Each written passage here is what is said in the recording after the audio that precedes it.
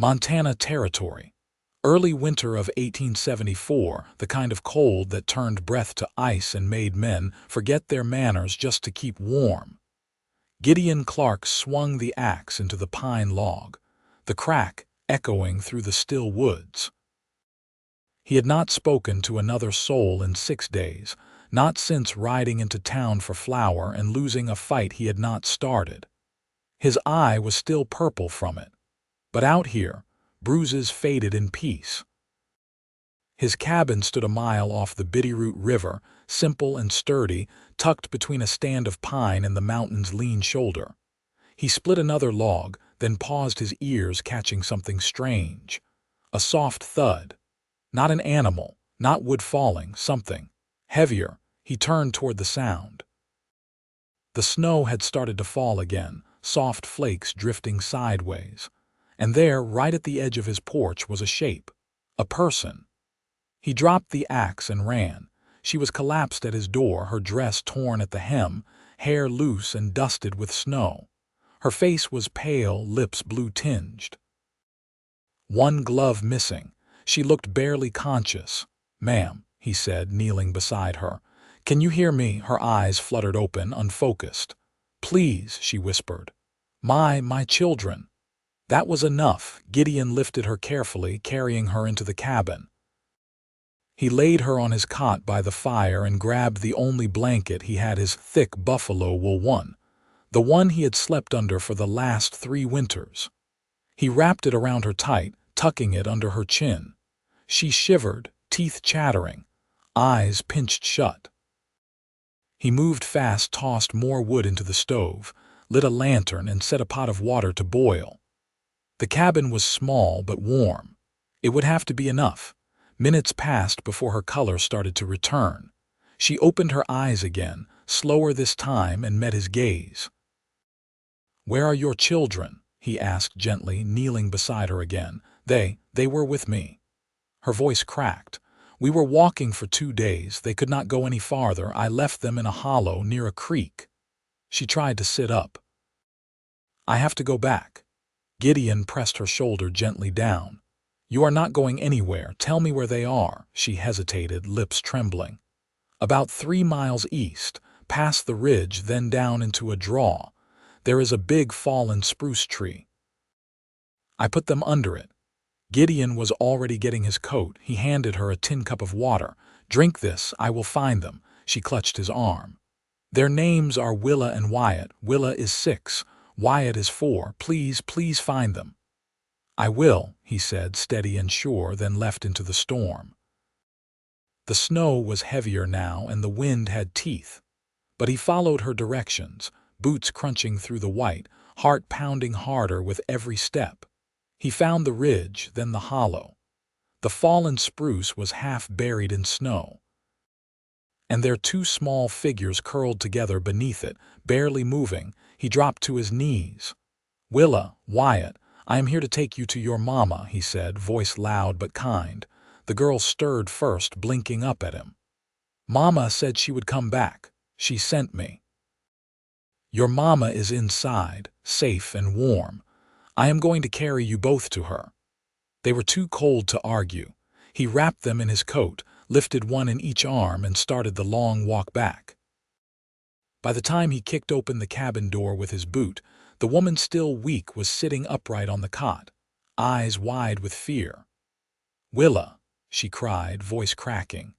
The girl squirmed from Gideon's arms and ran to her, followed by her little brother. She pulled them close, sobbing into their hair. Gideon shut the door behind him, snow melting on his shoulders. He stoked the fire, then stepped back, quiet. After a long while, the woman looked up at him. Her face blotched from crying, but her eyes softer than before. "My name is Maeve," she said quietly. "Maeve Ashford. Thank you for everything." Gideon nodded once. "Gideon Clarke, you are welcome." She looked down at her children, kissed their heads. "My husband died 6 months ago, shot on our homestead in Kansas. I tried to make it work. But we were not safe anymore, so I packed what I could and left." "Why Montana?" he asked. "I had a brother here once, but I could not find him. I think he is gone too." Her voice cracked again. "We had nowhere else to go." "You have here now," he said. She blinked at him. "You do not even know me." He shook his head. "Does not matter." Later, once the children were asleep by the fire, Maeve sat wrapped in the same blanket he had given her, her hands around a cup of warm tea. Gideon sat across from her, elbows on his knees, watching the flames. She looked at him quietly. "You gave me your only blanket," he shrugged. "You needed it. But now you are cold." He looked over, eyes meeting hers. "Not really," she smiled, slow and real. "Still, thank you." Silence stretched between them. But it was a good silence, warm as the fire, calm as the snow falling outside. Gideon stood finally, stretched. "You and the children take the bed. I will sleep near the door." Maeve stood too, stepping closer. "You should not sleep on the floor. I have done worse." She reached out and touched his arm, light as a feather. "Still, you should not." He looked down at her hand, then back at her. "What are you suggesting?" She flushed, but met his gaze. "Only that maybe. Neither of us needs to be cold tonight." He did not move. "Are you sure?" She nodded. He nodded back.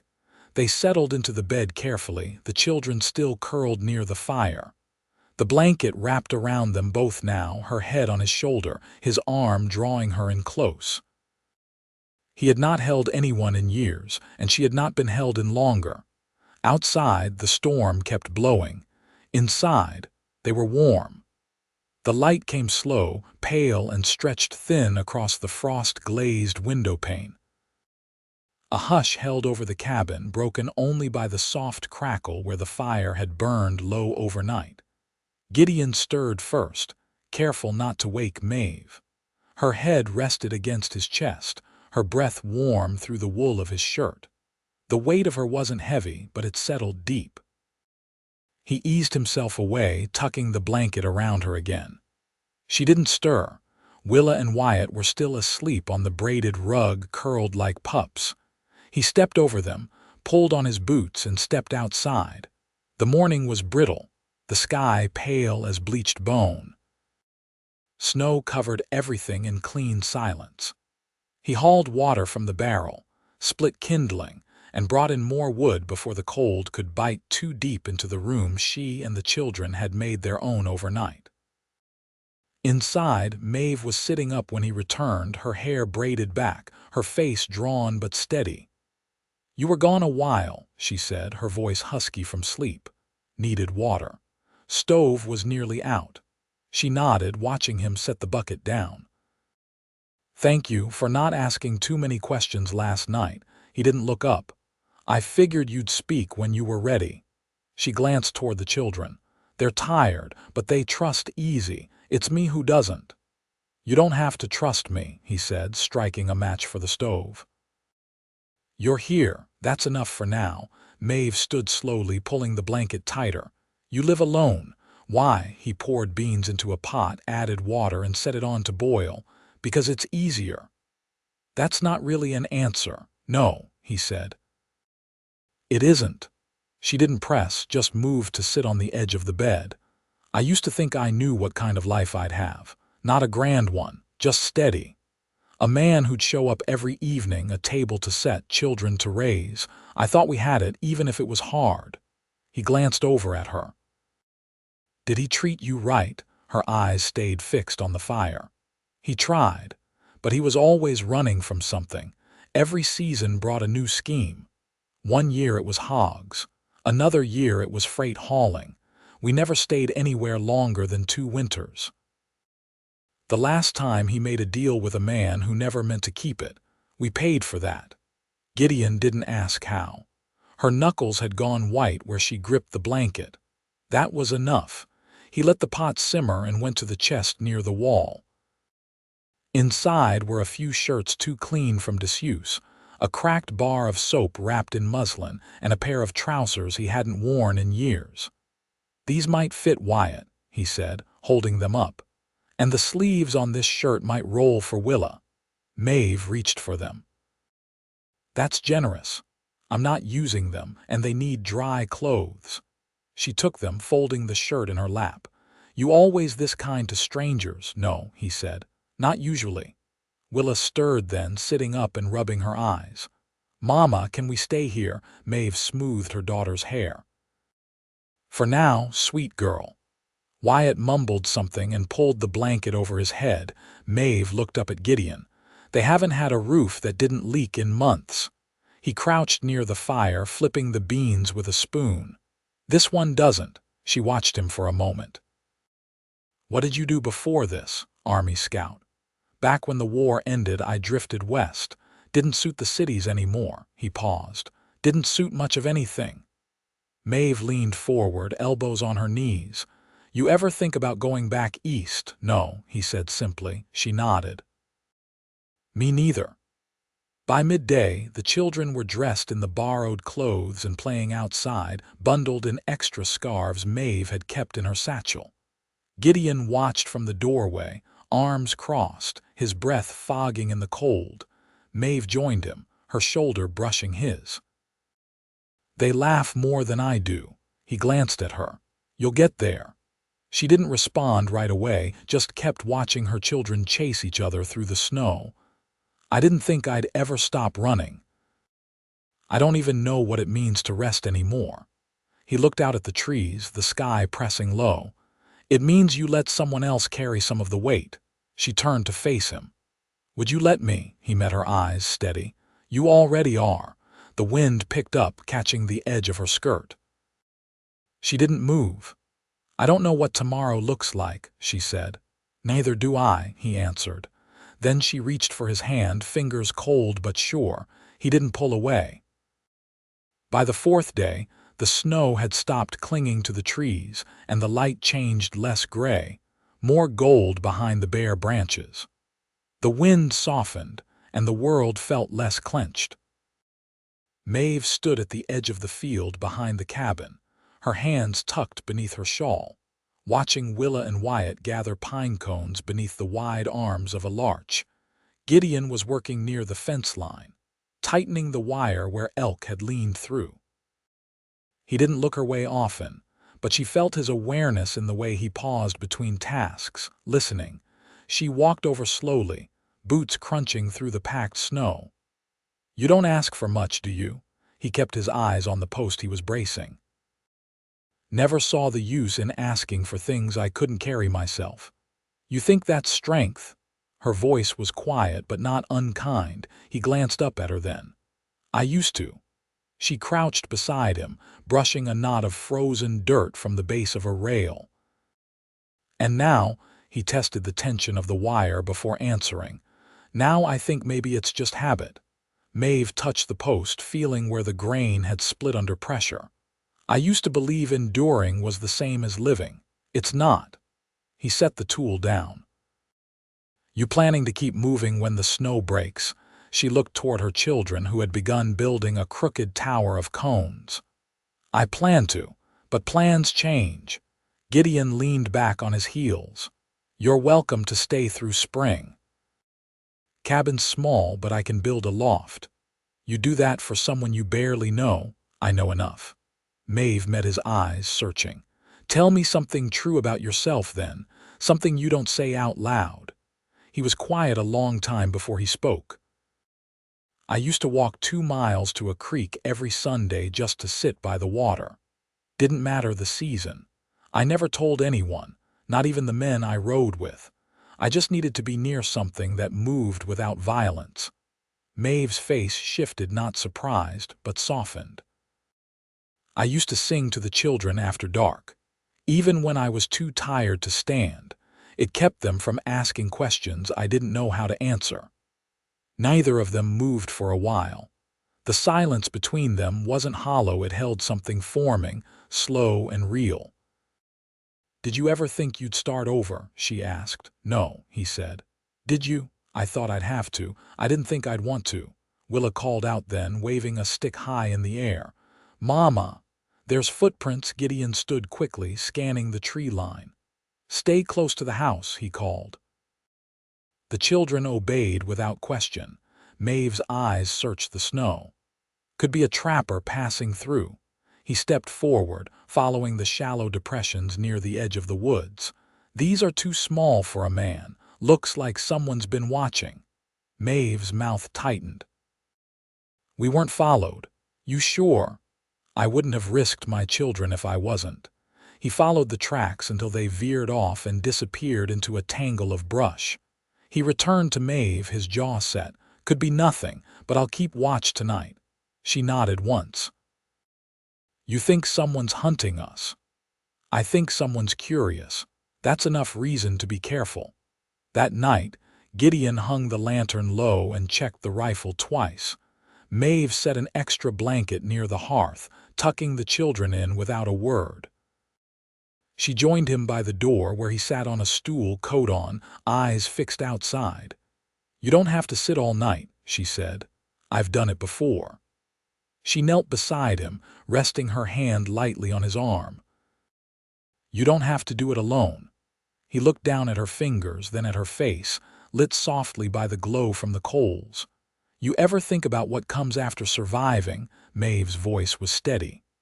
"Yes, I think about a garden, about a table with enough chairs. About not flinching when the wind shifts." He reached for her hand, rough palm grazing her knuckles.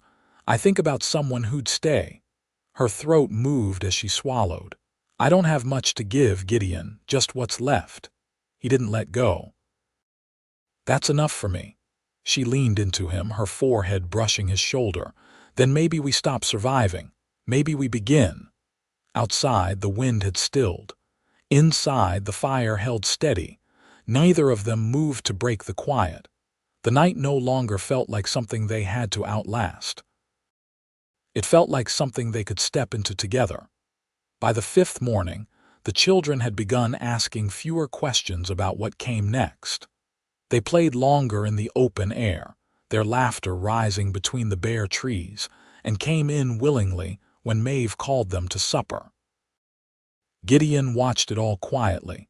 His hands never idle, he repaired the stovepipe, patched a draft in the roof, and shaped raw pine into rails for a new bed frame.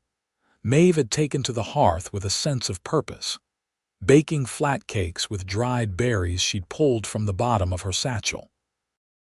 She worked with care, but not the nervous kind. There was steadiness in her now, like a woman remembering how to live without fleeing. Late that afternoon, while Willa and Wyatt napped beneath a quilt near the stove, Maeve sat beside Gideon on the bench he'd built outside, her shawl drawn tight against her shoulders. The sun was low, casting long gold across the snow-packed ground. "You said once you scouted during the war," she said, watching the way the light caught in the ridge beyond the trees. "Did you ever go back to where you came from after?" "No." He shifted, his boots resting flat against the frozen earth. "I buried my brother in Tennessee."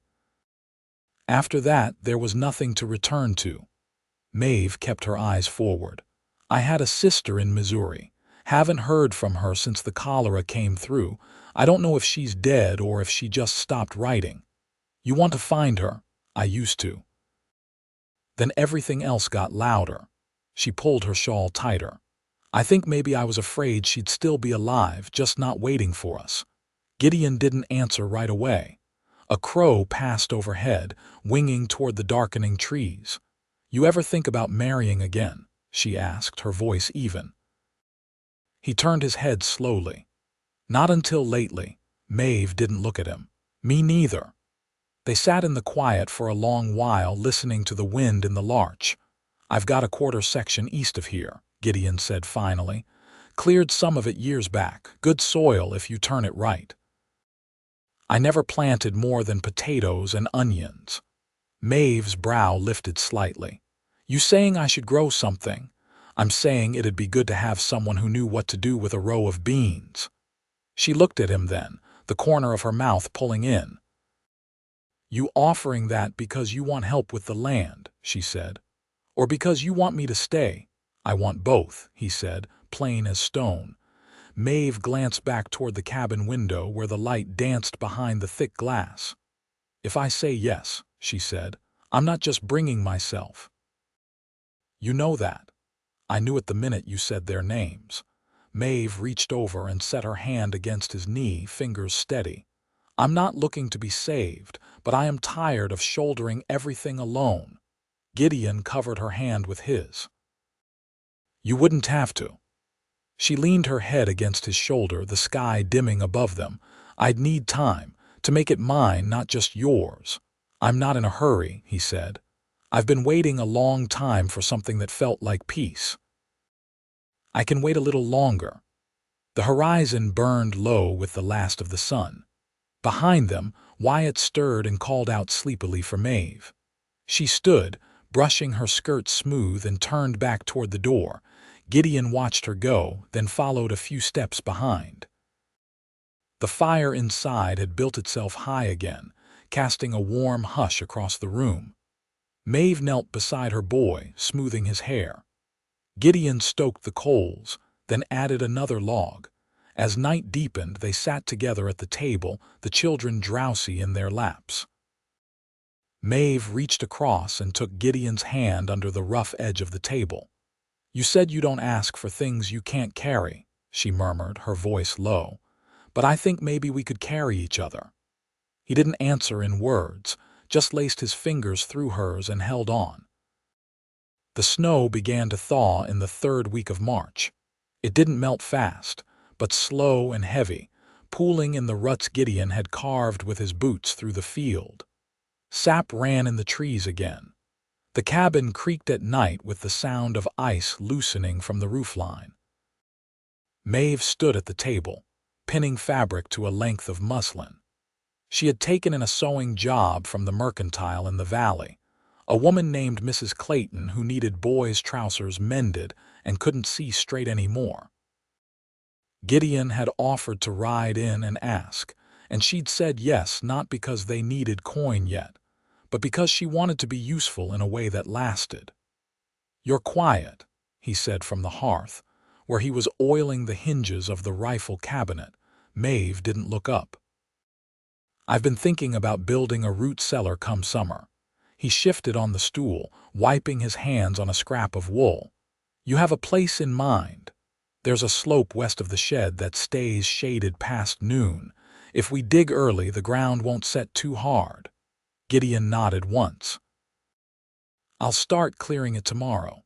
Willa called from the loft, where she and Wyatt had been laying out the seed packets Maeve had traded for. "Mama, do carrots grow underground?" "They do," Maeve called back. "And they taste better if you wait long enough to pull them." Wyatt's voice followed. "How long is long enough?" Maeve smiled faintly. "You'll know by the leaves, and if you can't wait, you'll learn by the taste." Gideon stood and stepped outside to check the chicken pen. When he returned, Maeve was folding the fabric and setting it aside.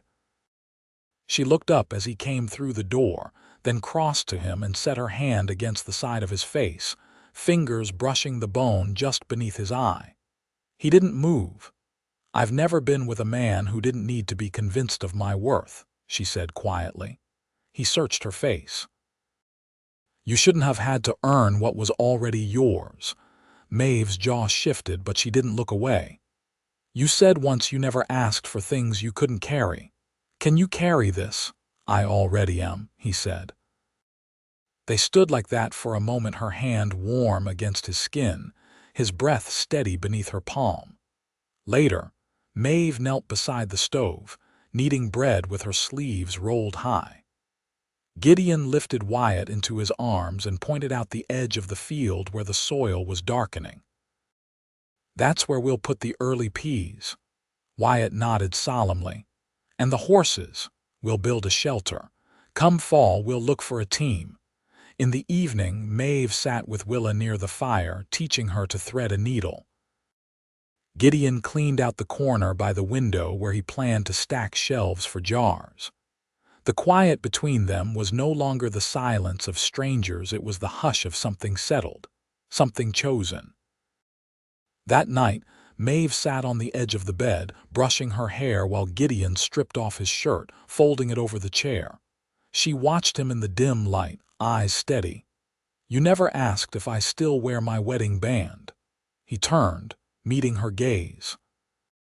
I figured you'd take it off when you were ready." Maeve set the brush down. Her hand moved to her collarbone where a thin chain disappeared beneath her chemise. "I wore it for the children, so they'd believe we came from something steady, even if it wasn't." Gideon stepped toward her slow. "You don't owe anyone a story that hurts you." She reached for him then, not with caution but with intent. "I want to build something true. I want it with you." His voice was low. "Then let's start."